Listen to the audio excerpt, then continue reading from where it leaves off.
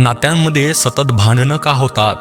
नात्यातील भांडणं ही बहुतेक वेळा प्रेम कमी झालं म्हणून नसतात, तर भावना समजून न घेतल्या गेल्यामुळे होतात. मानसशास्त्रानुसार यामागे काही वास्तविक आणि खोल कारणं असतात. 1.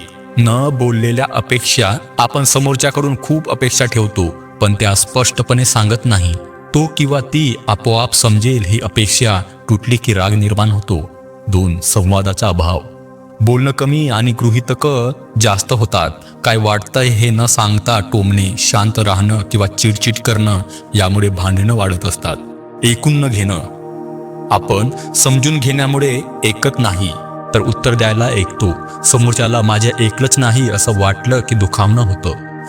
4. असुरक्षितता आणि भीती. नाकारलं जाण्याची भीती, तुलना, संशय, कमीपणाची भावना या सगळ्या गोष्टी भांडणाच्या रूपात बाहेर पडतात. 5. जुने न सुटलेले प्रश्न. लहान वाद वेळेवर सोडवले नाही तर ते मोठे होतात. नंतर छोट्या कारणांवरून मोठा स्फोट होतो त्यांचा. 6. बाहेरचा ताण. अभ्यास, नोकरी, पैसा, कुटुंब यांचा ताण थेट नात्यावर निघतो. खरं कारण काही वेगळंच असतं, पण भांडण मात्र नात्यात होतं. खरं वास्तविक कारण.